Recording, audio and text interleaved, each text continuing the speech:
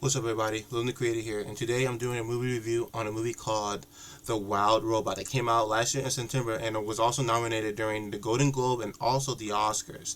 I was sad that it didn't win, but Flo, like I heard that it really deserved that. But the Wild Robot did win some awards during the Oscar for some other stuff. But other than that, let me just say that for animated movies that make me sad, most of the time it could be a Disney movie. Most of the time it is. So I think there was some DreamWorks or something else, but this DreamWorks movie here, of course, this was really a tearjerker. It made me cry so hard. It was a beautiful movie. Acting was just brilliant. I love the characters and stuff in it. The animals was just adorable. This movie is definitely worth the watch. If you haven't seen it, go watch it right now with your kids, or watch it by yourself and just have that moment of, happiness and sadness combined in one, because that's how this movie is. It gives you that feel. The robot here, which is being played by the chick that plays T'Challa, T'Challa from Black Panther. He plays his girlfriend in the Black Panther movie. She's the one that's voicing the robot, and she's also from a Quiet Place Day One. It came out in was it June or July last year. Which she's a really good actress. She voiced the robot, and she did a really good job voicing the actress. And she blew this role out of the basically out of the park for animation. It was just, how you say, I don't know how to explain it. It was just one of those where you just have to go in there and just experience the movie yourself. And that's what I did. I went on Peacock, because it's free on Peacock to watch if you have Peacock.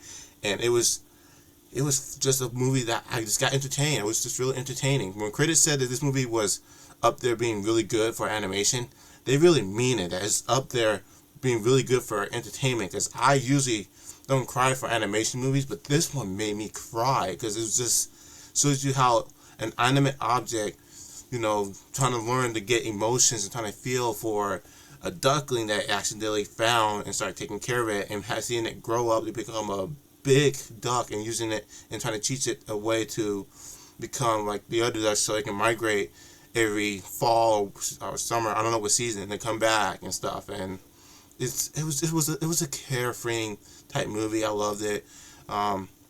This probably has to be one of DreamWorks' best works since How to Train Your Dragon. It's got How to Train Your Dragon was another one that made me cry. Not the first one or the third one, but the second one. If you guys know what I'm talking about, in the second one with that one scene with his father and him, that one, seeing that in theaters, I bawled tears for that scene because that was just so good for the animation. This one had not that type of moment, but there's a moment in there where you'll be like, oh God, this robot and these animals and how they all just coexist together. It was so good for an animation, and I never knew something like this could be so beautiful. It's just a beautiful, amazing movie, and this is probably one where I'm actually going to buy this on 4K Blu-ray if they have it, or even on Blu-ray or DVD. I don't know. I don't care. I'm getting this on physical copy to put with my movie collection because it's definitely worth it with my other animation movies. But this movie, you gotta go see it.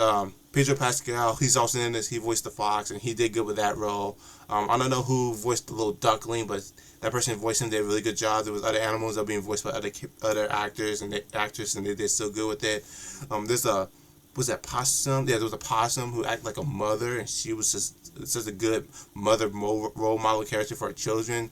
Except for that one scene. That one scene and that scene made me laugh. I'm not gonna say nothing, but it was a little bit dark. It was a little bit dark for kids, but for those, you'd be like, "Oh shit, that's actually nature. That's what happens to animals." But I mean, okay, let's go back.